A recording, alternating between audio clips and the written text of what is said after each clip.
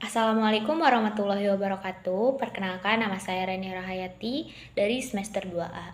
Di sini saya akan mereview kembali materi perkuliahan hukum pidana pertemuan ke-7 dengan dosen pengampu yaitu Profesor Dr. Haji Heni Nur Aini SHMH dan asisten dosennya yaitu Dr. Emrendi Ardhayandi SHMH.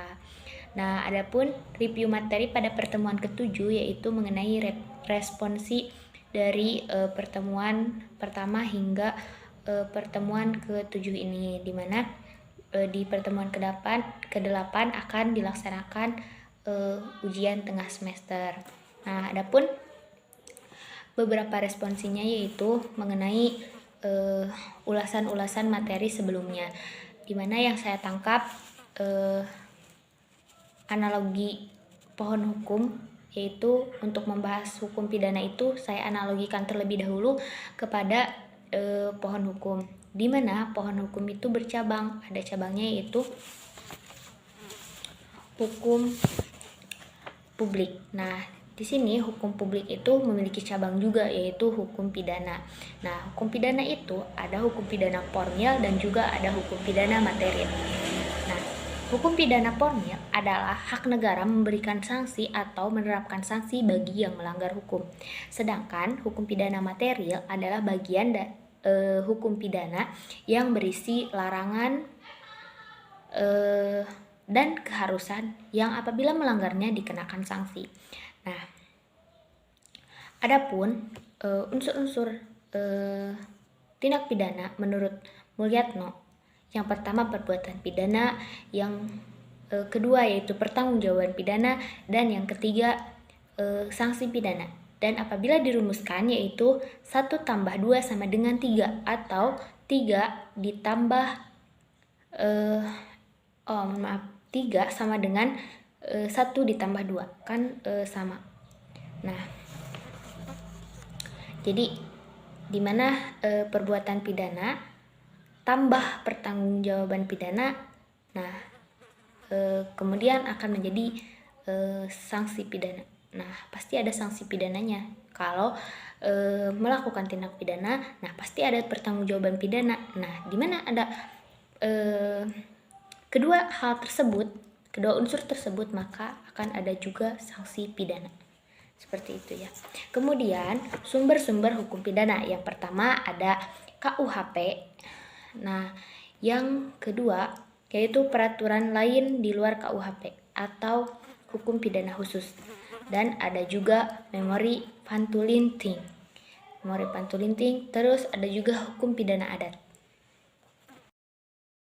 Kemudian saya akan membahas mengenai sejarah KUHP, di mana sejarah KUHP itu awal mulanya adalah Kode Penal Prancis. Nah, karena Prancis menjajah Belanda, nah Kode Penal Prancis ini dibawalah ke Belanda dan menjadi dari Kode Penal ini diadopsi menjadi WPS. Nah, karena Belanda juga menjajah Hindia Belanda, Nusantara atau sekarang kita sebut dengan Indonesia.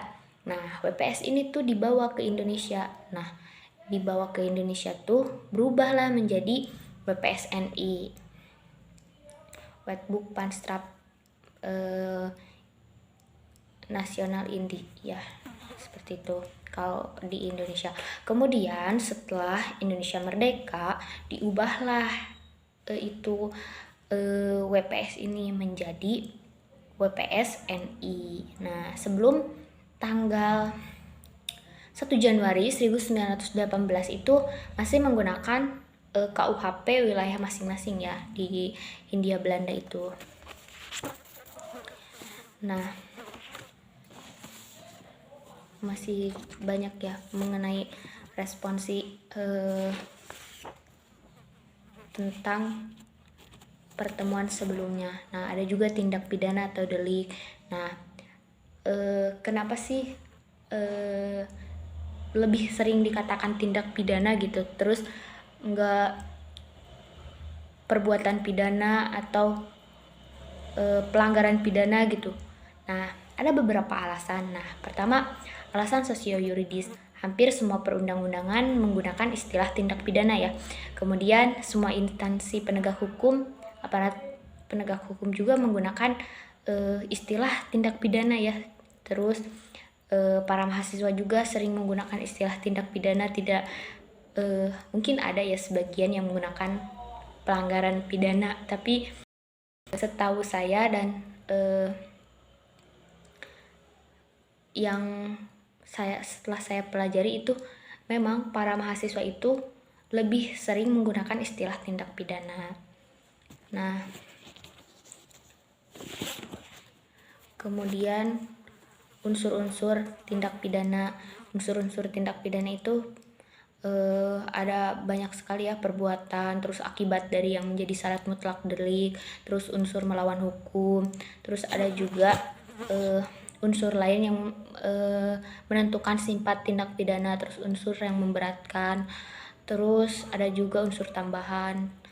Nah, unsur subjektifnya ada kesengajaan, kealpaan, niat, maksud dengan rencana lebih dulu, terus perasaan takut. Nah, nanti di pertemuan selanjutnya setelah pelaksanaan UTS, nah unsur subjektif ini akan dibahas lebih terperinci. Nah, ada juga subjek hukum. Nah, subjek hukum itu dimana subjek hukum itu merupakan ada dua ya, yaitu manusia dan korporasi, karena korporasi juga bagian dari manusia, jadi sebenarnya subjek hukum itu ya manusia, seperti itu. Nah, terus metode pembaharuan KUHP, nah metode evaluasi, metode kompromis, dan metode global. Nah, itu ada beberapa materi di pertemuan sebelumnya.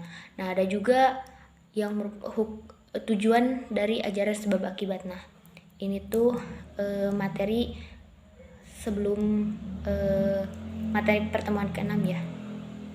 Nah, materi pertemuan ke-6 itu mengenai ajaran sebab akibat. Nah, ajaran sebab akibat itu untuk menentukan hubungan antara sebab akibat, yang berarti untuk menentukan ada atau tidak adanya nih tindak pidana. Nah, untuk menentukan pertanggungjawaban pidana, karena setiap tindak sebelumnya juga sudah saya bahas ya, bahwa di mana ada tindak pidana pasti ada pertanggungjawaban pidana dan juga ada sanksi pidana. Nah, untuk menemukan hal tersebut kita juga mempelajari atau harus mempelajari juga ajaran sebab akibat atau kausalitas. Nah, mungkin review ataupun responsi untuk pertemuan ke-7 dicukupkan sekian, karena selanjutnya itu pembahasan mengenai kisi-kisi untuk ujian tengah semester. Nah, mungkin hanya itu yang dapat saya sampaikan. Mohon maaf jika ada pembahasan yang kurang tepat dan ada salah kata, mohon dimaafkan. Akhirul kalam, wassalamualaikum warahmatullahi wabarakatuh.